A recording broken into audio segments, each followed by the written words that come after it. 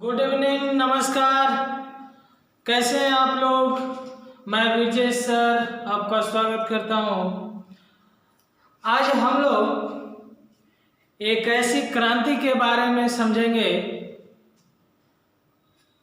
जो वो क्रांति अपने अधिकार के लिए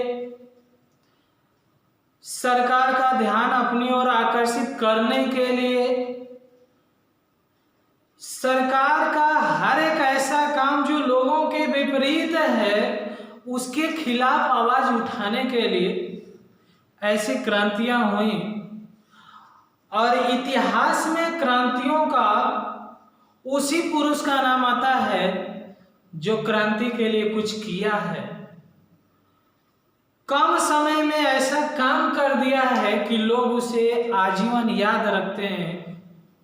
चाहे वो घटना आपका मंगल पांडे का हो, चाहे वो घटना हो रानी लक्ष्मीबाई का हो, चाहे वो घटना बेगम हजरत महल का हो।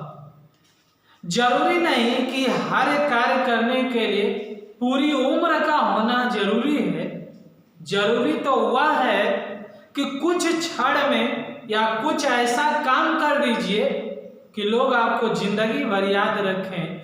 ऐसे ही वीर गाथाओं का आज हम लोग चर्चा करेंगे कि एक पल भर समय के लिए अपने जीवन को बलिदान कर देता है और इस इतिहास में अमर हो जाता है और उसके नाम को हम लोग सुनहरे अक्षरों में लिखते हैं कि वह क्रांति, ऐसी क्रांति जो लोगों की अधिकार छीन ले, ऐसी क्रांति कि हमारे पास पैसा न हो फिर भी हम टैक्स दें, ऐसी क्रांति जो हमें कुछ भी करने के लिए रोकती है, ऐसी क्रांति जो अंग्रेजों के खिलाफ है कि अंग्रेज मनमानी नहीं कर सकते। और वो चाहे अपना देश हो, चाहे वो अपना परिवार हो, चाहे अपना घर हो, अगर बुरी स्थिति चल रहा हो तो हम लोग अपने घर के प्रति, अपने देश के प्रति, अपने परिवार के प्रति हमेशा साथ देना चाहिए। और उन्हीं लोगों का इतिहास बना है। वरना जो परिवार के साथ, जो देश के साथ धोखा दिया है उनको विश्वासघात के रूप में संबोधन किया गया है और उनका वही हाल होता रहा है जैसा वो किया। बात हम लोग आज करेंगे 1857 की क्रांति की। 1857 की क्रांति की बात करेंगे। क्या पढ़ना जरूरी है? क्या 1857 की क्रांति को जानना जरूरी है? तो बिल्कुल जानना जरूरी है और पेपर के हिसाब से भी जरूरी है। और आपको इस बात का भी जरूरी ज्ञान रखना है कि जो लोग हमारे लिए अपने प्राण को दे दिए हैं उनको हमेशा अपने दिल में रखें, उनके आदर्शों पे चलें कि अपना सब कुछ छोड़ करके हम लोगों के लिए अपना बलिदान दिए हैं तो हम उनकी कहानी को पढ़ने में, हम उनके आदर्शों पे चलने में कहीं पीछे न हटें। 1857 की क्रांति को इतिहास में प्रथम स्वतंत्रता संग्राम के नाम से जाना गया। प्रथम स्वतंत्रता संग्राम के नाम से जाना जाता है। और ये बीडी सावरकर ने कहा था, विनायक दामोदर दास सावरकर ने कहा था कि यह सोची समझी एक रणनीति है जो जानबूझकर किया गया है। 1857 को प्रथम स्वतंत्रता संग्राम भी कहा जाता है। 1857 को महान क्रांति भी कहा जाता है। 1857 को अपने हक के लिए लड़ने के लिए युद्ध भी कहा जाता है। यानी कन्फर्म इसका नाम क्या है ये तो कोई इतिहासकार नहीं लिखा है, लेकिन 1857 की क्रांति हुई थी एक आम आदमी के अधिकार के। इसका कारण क्या है? 1857 का कारण क्या है? पहला क्वेश्चन यही आता है कि किस लिए ये क्रांति हुई थी, कारण क्या था? तो कारण इसके दो थे। 1857 की क्रांति के कारण दो हैं। एक हम लोग राजनीतिक कारण भी देखते हैं और एक कारण अधिकार भी देखते हैं। या धार्मिक आस्था भी देखते हैं।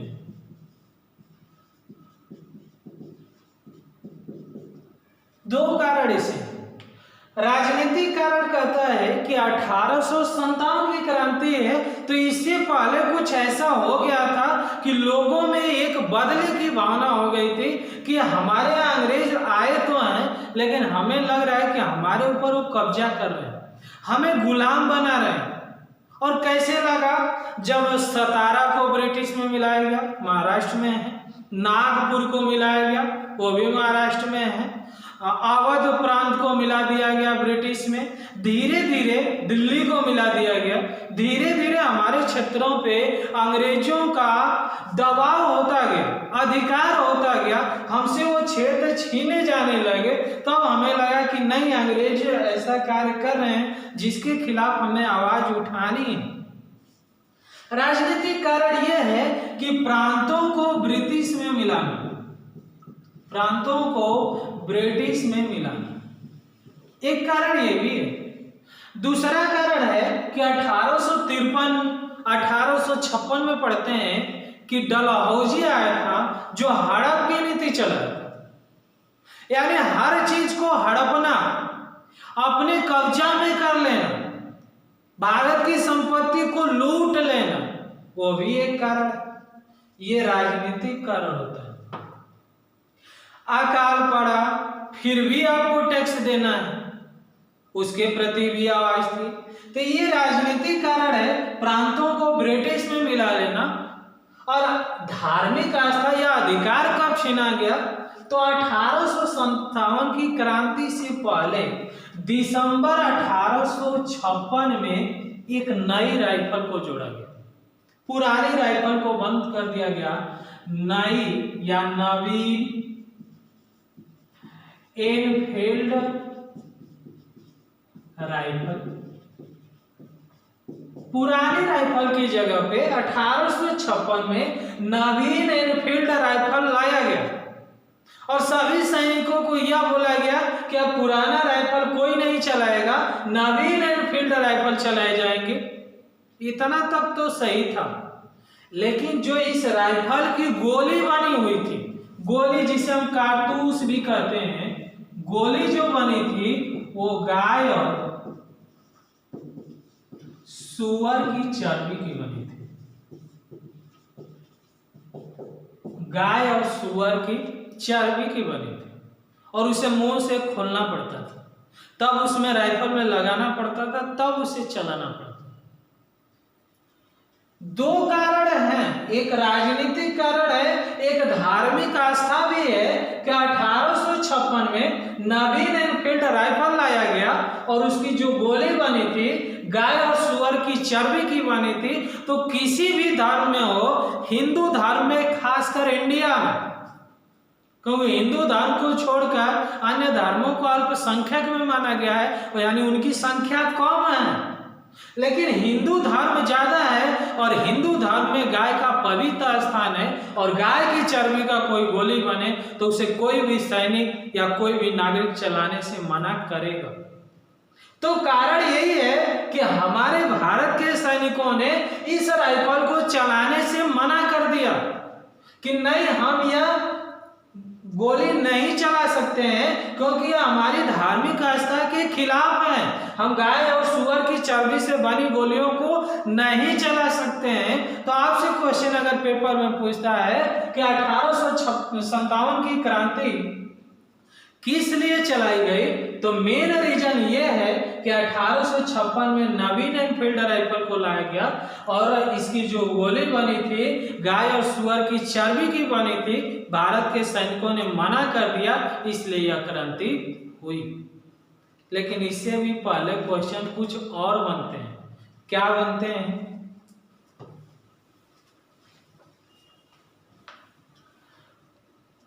उससे थोड़ा सा पीछे देखा जाए तो 1857 की क्रांति के समय आपसे पूछता है कि ब्रिटिश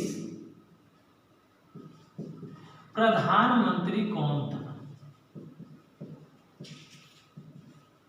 ब्रिटिश यानी ब्रिटेन में उस समय प्रधानमंत्री कौन था? तो विस्कॉट पार्मस्टन। ये पहला क्वेश्चन कि 1857 की क्रांति भारत में हुई, उस समय ब्रिटिश प्रधानमंत्री विस्कॉट पार्मस्टन थे। जिस समय 1857 की क्रांति हुई उस समय भारत का गवर्नर जनरल कौन था? गवर्नर जनरल कौन था? ये भी क्वेश्चन आपसे पूछेगा। तो गवर्नर जनरल लॉर्ड कैनिंग था। और आप 1833 में अगर पढ़े होंगे तो जो बंगाल के गवर्नर जनरल थे उनको उठा करके पूरे भारत का गवर्नर जनरल बना दिया गया था। इसलिए आपसे पूछेगा भारत का गवर्नर जनरल उस समय कौन था?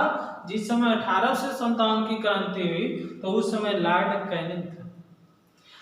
अब अगला बात आता है कि जब भारत के सैनिकों ने विद्रोह किया तो उस विद्रोह को दबाने के लिए ब्रिटिश नेता किसे चुना गया? यानी दबाने के लिए, विद्रोह को दबाने के लिए ब्रिटिश नेता किसे चुना गया? तो ब्रिटिश नेता चुना गया कैंपबेल को। ये तो 3 क्वेश्चन आपका अंग्रेजों से। 1857 की क्रांति हुई तो उसमें ब्रिटिश प्रधानमंत्री कौन था? विस्कॉट पार्मस्टन। गवर्नर जनरल कौन था? लॉर्ड कैनिंग था। विद्रोह दबाने के लिए ब्रिटिश नेता किसे चुना गया था? तो कैंपबेल को चुना गया था। ये भी कुछ क्वेश्चन है जो पेपर में पूछते हैं। अब अगला बात आते हैं, मेन रीजन गोली चलाने से मना कर दिया गया। गोली किसकी बनी थी? गाय और सुअर की चर्बी, इसकी चर्बी बनी थी, मना कर दिया गया। तो सबसे पहले घटना पता चला दमदम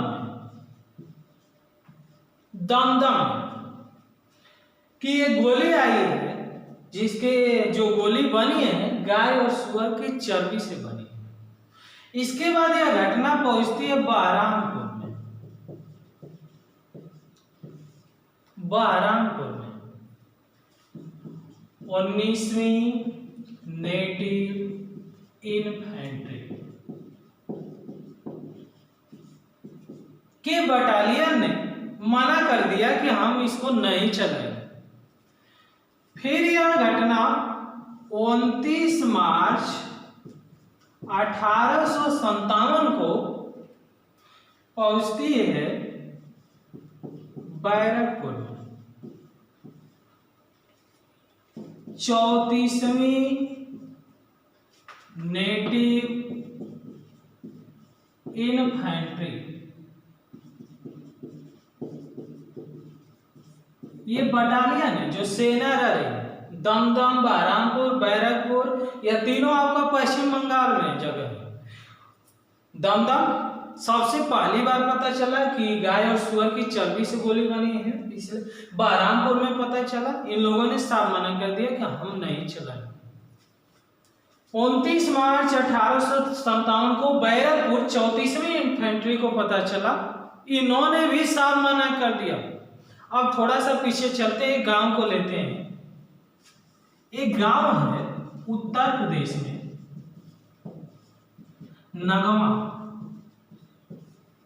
नगवा बलिया में पड़ता है।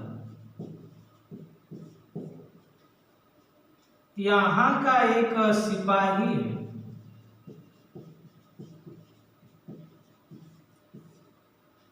जिस सिपाही के पिता का नाम दिवाकर पांडे था। दिवाकर पांडे का लड़का एक सिपाही है जिसका जन्म 1827 को हुआ है। ये 34वीं नेटिव इन्फेंट्री में था। ध्यान से समझिएगा, क्योंकि इतिहास उन्हीं लोगों का बना है जो लोग कुछ किए हैं। नगवा बलिया में 1827 में एक सिपाही का जन्म हुआ था जिसके पिता का नाम दिवाकर पांडे था। ये इस बटालियन में था। इन्होंने साफ मना कर दिया कि चाहे कुछ भी हो जाए, हम लोग इस गोली को नहीं चला सकते हैं, उसके लिए जो बलिदान देना होगा देंगे। इस सिपाही ने उस अधिकारियों को खोजा जिसने आदेश दिया था कि नहीं यही गोली चलाना पड़ेगा। मेजर बाग और ह्यूरसन, ये दो अंग्रेज के अधिकारी हैं जिन्होंने आदेश दिया था कि नहीं इस गोली को चलाना पड़ेगा। यह सिपाही ने साफ मना कर दिया कि हम नहीं चला सकते हैं, और यह सिपाही इन दोनों को गोली मारकर हत्या किया।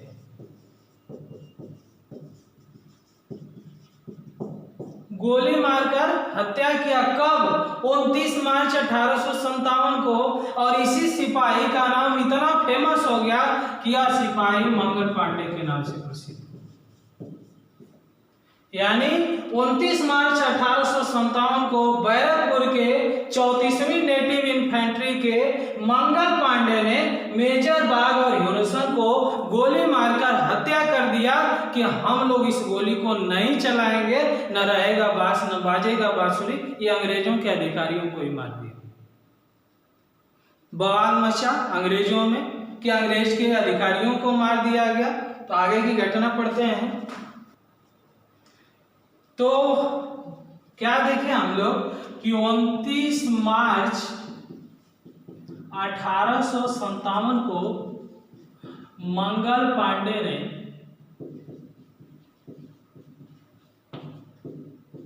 गोली मारा अंग्रेजों को, मेजर बाग और सार्जेंट ह्यूरसन को। इसको गिरफ्तार कर लिया गया और गिरफ्तार किया भी जाएगा क्योंकि गोली मारा। क्यों गोली मारे? भारतीयों के प्रति अपने आस्था को बचाने के लिए कि हम गाय और सुअर की चर्बी को गोली की जो बनी गोली है उसको नहीं चलाएंगे चाहे कुछ भी हो जाए। अंग्रेजों ने इसे गिरफ्तार किया और ये सुनाया कि 18 अप्रैल 1857 को इनको फांसी दी जाएगी। इनको पकड़ करके ये सुनाया 18 अप्रैल 1857 को फांसी दी जाएगी। अब भारत का ऐसा महान नेता जो अंग्रेजों को गोली मारे और वो अंग्रेजों के अंडर में रहे, अंग्रेज उसे गिरफ्तार के, और कोई भारत के सैनिक चुप रहेगा? सब लोग आंदोलन करेंगे, सब लोग क्रांतियां करेंगे, जहां जगह मिलेगा वहां करेंगे। इतना आंदोलन किया गया, अंग्रेजों को भी पता चल गया कुछ करना पड़ेगा, नहीं तो इन्हें छोड़ना पड़ेगा, नहीं तो इन्हें फांसी देना पड़ेगा, कोई ये कार्य करना पड़ेगा। 18 अप्रैल 1857 को फांसी देने वाले थे, लेकिन फांसी पर चढ़ाने के लिए भारत का कोई जल्लाद इन्हें तैयार नहीं था। भले ही हम लोग फांसी पे चढ़ जाएंगे लेकिन इनको फांसी पे हम लोग नहीं चढ़ा सकते हैं। इसलिए अंग्रेजों के द्वारा 10 दिन पहले 8 अप्रैल 1857 को फांसी दे दिया गया मंगल पांडे। तो ये क्वेश्चन आप याद रखिएगा, 18 अप्रैल 1857 को फिक्स थी देने की, लेकिन 10 दिन पहले ही दे दिया गया। 8 अप्रैल 1857 को मंगल पांडे को फांसी दे दिया गया। इस वजह से दिया गया कि सभी सैनिकों के प्रति एक डर हो जाए कि इन्हें फांसी दे दिया गया। अब सोचिए कि यह बंदा 1827 में जन्म लिया था और 1857 में इसे फांसी हो गई। 30 वर्ष की आयु में ऐसा ये कार्य कर दिया है कि इतिहास में इसका नाम क्या है? अमर है। 1857 की क्रांति भी पढ़ेंगे या 1857 के महान नेता का नाम पढ़ेंगे तो वो मंगल पांडे हैं जिन्होंने अपने बलिदान को देकर एक अमर स्थापित किया है कि अपने देश के प्रति कोई जरूरत हो तो निसंकोच भाव से अपना बलिदान कर देना चाहिए। 1857 को इनकी फांसी हो गई। यही घटना नहीं रुकी है, आगे भी चली है। 9 अप्रैल नहीं 8 अप्रैल हो गया, 9 मई 1857 को मेरठ में 85 सैनिकों को गिरफ्तार किया गया और इनको 10-10 साल का जेल की सजा सुना दी। 9 मई 1857 को मेरठ के 85 सैनिकों को गिरफ्तार किया गया अंग्रेजों के द्वारा और उन्हें 10 साल का जेल सुनाई गई। अब इससे आगे चलते हैं। जब ये घटना हुई, इनको फांसी दिया गया, तो लोगों में और आक्रोश हो गया, सिपाहियों में और आक्रोश बढ़ गया। तो आपसे पूछेगा कि 1857 की क्रांति का महान शुरुआत कहां से हुआ था? महान शुरुआत 10 मई 1857 को मेरठ से हुआ था। 10 मई 1857 को मेरठ से हुआ था। 11 मई 1857 को दिल्ली में बहादुर शाह द्वितीय या जफर के भी नाम से जाना जाता है, इनको भारतीयों ने अपना सम्राट घोषित किया, इनका राज्याभिषेक किया कि ये हमारे नेता हैं। 10 मई 1857 को मेरठ से महान क्रांति की शुरुआत हुई। 11 मई 1857 को दिल्ली में बहादुर शाह द्वितीय का राज्याभिषेक हुआ कि ये भारतीयों के नेता हैं। लेकिन इनकी एज काफी हो गई थी, फिर भी अंग्रेजों से दिल्ली को छुड़ाया। लेकिन दिल्ली में इनका मेन योगदान किसका रहा है? तो बहादुर शाह द्वितीय या बहादुर शाह जफर के सेनापति बख्त खां का इनका मेन योगदान रहा।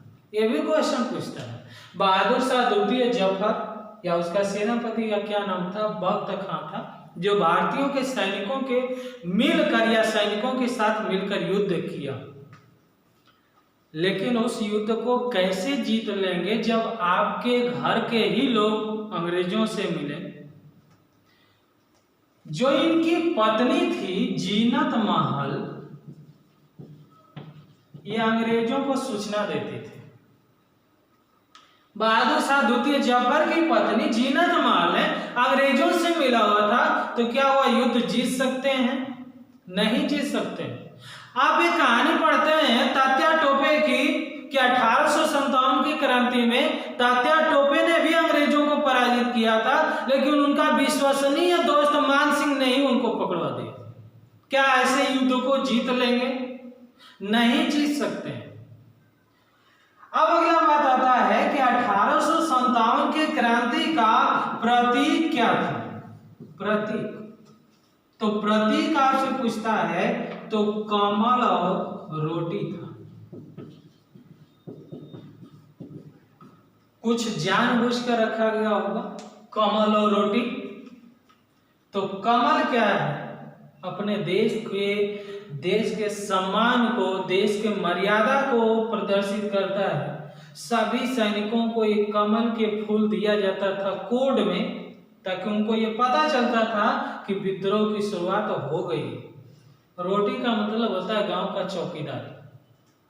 एक गांव का चौकीदार दूसरे गांव के चौकीदार से जाकर बताता था, तभी सभी गांव के लोगों को जानकारी होती थी और सब लोग आंदोलन में भाग लेते थे। लेकिन कुछ ऐसे भी जनता इसमें है जो 1857 की क्रांति में भाग नहीं लिए, ऐसे भी लोग, लेकिन उनका हम लोग नाम नहीं ले सकते। नाम लेंगे तो एक विवाद हो जाएगा कि हम लोग किसी जाति को टारगेट कर रहे हैं, इसलिए नाम नहीं ले सकते हैं। हाँ, ये जरूर है कि आधे से अधिक जनता हमारी साथ देगी, आधी जनता हमारे साथ धोखा भी देगी। कुछ ऐसे नेता हैं जो अंग्रेजों से मिले हुए हैं, और उसमें एक नेता का नाम आता है सर सैयद अहमद खां का, अलीगढ़ आंदोलन के संस्थापक।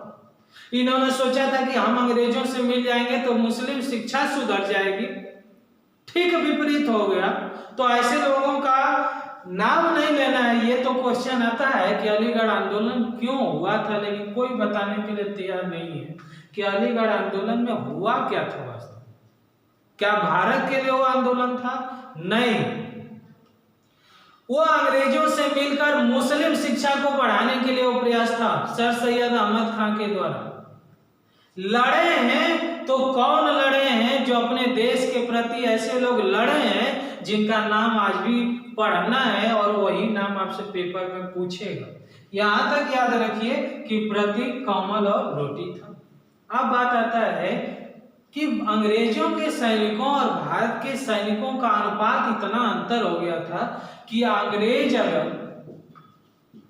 अंग्रेज और भारतीय सेना इन लोगों का अनुपात पूछेगा तो 1:6 के अनुपात में बट गए थे। अब बताइए कि 6 लोग एक तरफ और 1 लोग एक तरफ, कौन जीतेगा? क्रांति तो निष्फल रही, लेकिन कार्य हुए कि हम कम नहीं है, लड़ेंगे जहां तक लड़ेंगे। कौन कौन नाम आता है? तो कई ऐसे नाम हैं जो आपसे पेपर में पूछेगा कि कौन कहां से भाग लिया। एक नाम आता है कि खूब लड़ी मर्दानी तो झांसी वाली रानी थी, रानी लक्ष्मीबाई का नाम है।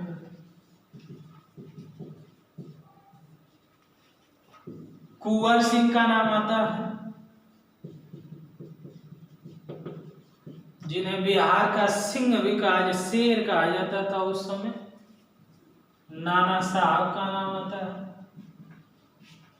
नाना साहब के बचपन का नाम पूछता है तो धोंधू पंत था।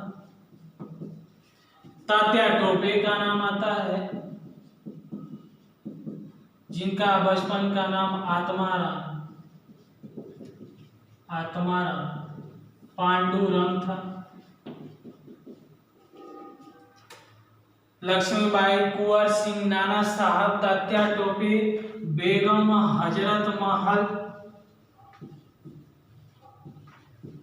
इनका भी नाम आता है। लियाकत अली का नाम आता है। खान बहादुर खान का नाम आता है। अजीमुल्लाह का नाम आता है। बहादुर शाह द्वितीय जफर का भी नाम आता है, जो हमारे देश के लिए लड़े हैं। तो जरूरी नहीं कि हर एक जाति को टारगेट किया जाए, लेकिन जो अपने देश के लिए लड़े हैं, चाहे वो किसी भी जाति का हो, किसी भी धर्म का हो, अपने देश के लिए लड़ा है तो अपने इतिहास में वो कायम है। लक्ष्मीबाई के बारे में भी पूछता है तो लक्ष्मीबाई का जो जन्म हुआ था 1828 में बनारस में, या काशी कहिए, काशी में हुआ था, और इनके बचपन का नाम मणिकर्णिका था। आज भी मणिकर्णिका घाट इन्हीं के नाम पर चलता है। इनका शादी हुआ था गंगाधर राव से, जो झांसी नरेश थे या झांसी के राजा थे। लक्ष्मीबाई का कोई लड़का नहीं था, इसलिए एक लड़के को गोद ली थी, या दत्तक पुत्र कह सकते हैं, जिसका नाम दामोदर राव था।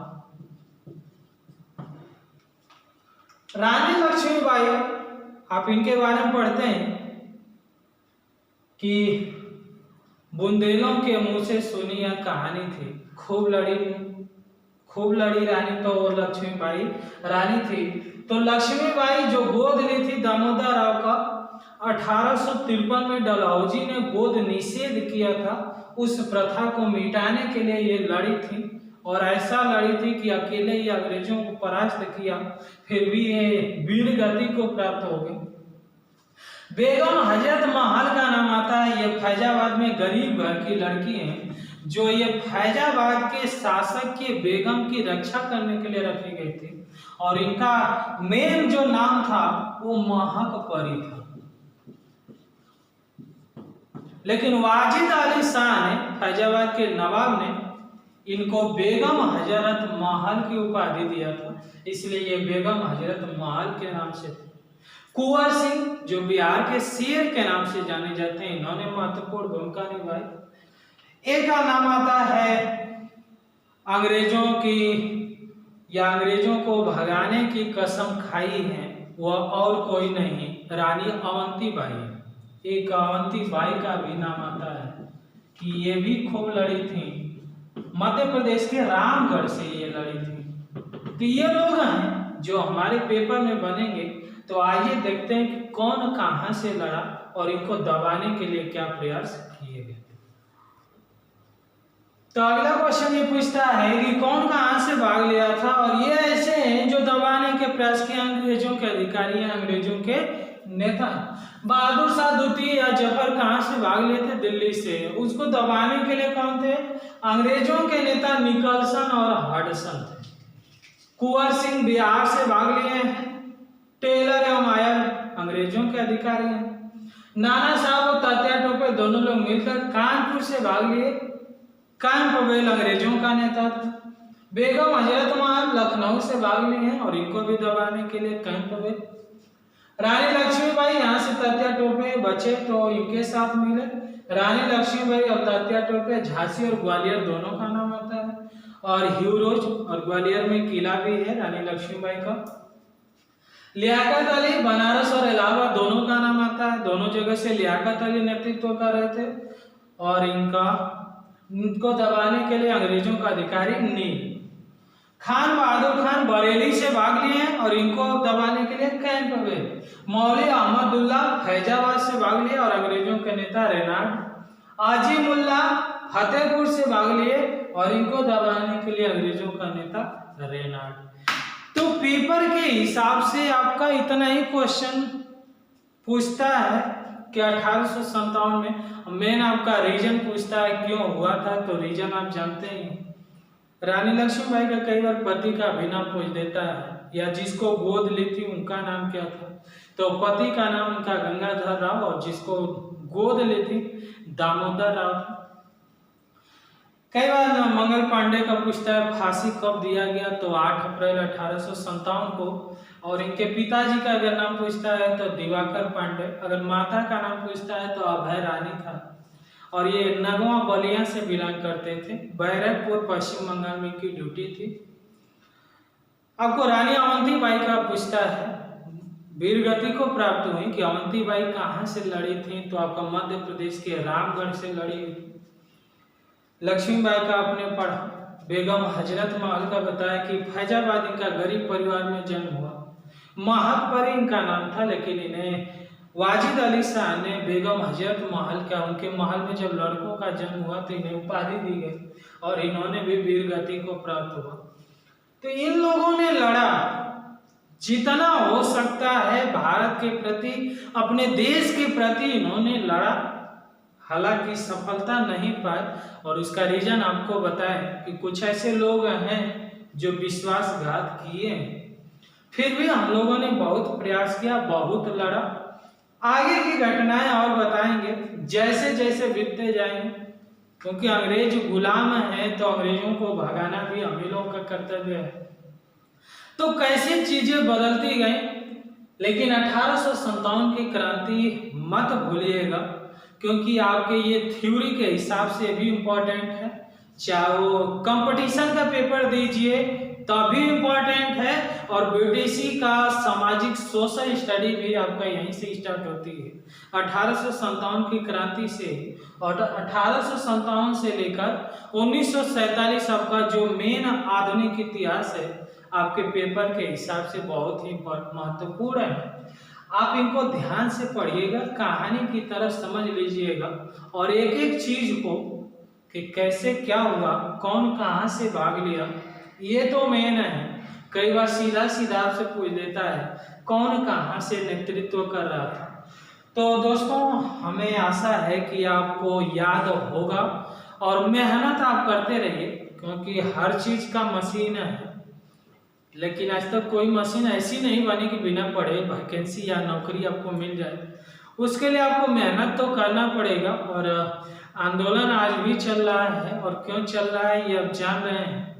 बेरोजगारी के प्रति चल रहा है, और रोजगार या वैकेंसी सरकार निकाल भी दे तो आप पढ़ेंगे तभी हो सकते हैं। इसलिए हर चीज के साथ पढ़ाई तो मेन जरूरी है, क्योंकि मेहनत नहीं करेंगे तो सफलता नहीं मिलेगी।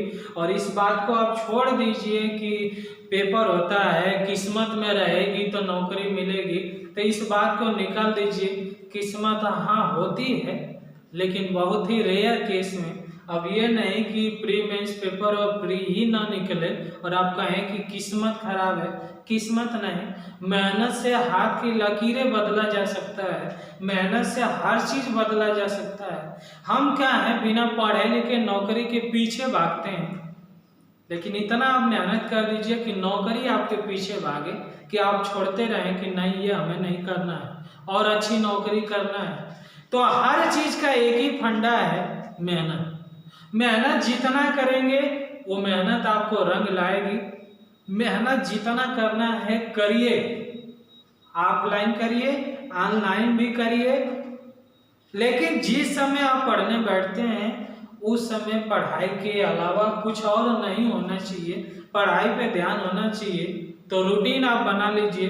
तो हम आशा करते हैं कि आप मेहनत करेंगे और हम इसीलिए आपको समझाते भी हैं कि आप मेहनत करेंगे। देखिए, हम लोग तो मार्गदर्शन दे सकते हैं, लेकिन कोई भी चीज़ आपको पाना है तो मेहनत आपके लिए खुद करना है। तो इसी वीडियो, इसी टॉपिक के साथ आज हम लोग इतना पढ़ते हैं और इस वीडियो को पूरा देखिएगा, पूरा याद करिएगा। आशा है, मुझे पूरा विश्वास है कि आपको याद हो जाएगा, बशर्ते कि मन से इस वीडियो को देखिए। और वीडियो को ये नहीं कि 18 मिनट या 22 मिनट का वीडियो है तो 2 मिनट देखकर आप बंद कर देते हैं, तो वो चीज़ें नहीं होना चाहिए। मूवी देखते हैं तो 3 घंटा आप देख लेते हैं, लेकिन जो आपके लायक की है, जो चीज़ें आपको कंपटीशन में नंबर दिलाती है और उसको आप भगा देते हैं, तो यही आपको चल के बाद में प्रॉब्लम लाएगी। इसलिए शुरुआत से अंत तक देखिए, हर चीज़ आपको समझ में आएगी। ऐसा कोई वीडियो नहीं है किसी सब्जेक्ट का कि आप मन से हर चीज़ देखेंगे और आपको याद नहीं होगा। तो मैं आशा करता हूँ कि आप देखेंगे और इस वीडियो को लाइक करिए, दोस्तों में शेयर करिए और चैनल को सब्सक्राइब करिए, क्योंकि जितना सब्सक्राइब, जितना लाइक और जितना कमेंट करेंगे उतने ही उत्साह के साथ हम लोग आपके प्रति मेहनत करते रहेंगे। और इस दिमाग को हटा दीजिए कि आपका सिलेबस पूरा होगा नहीं होगा। हर चीज़ टाइम के वक्त मैं आपको गारंटी देता हूं कि हर चीज़ आपका पूरा हो जाएगा, बशर्ते आप हमारे साथ जुड़े रहिए। जय हिंद, जय भारत।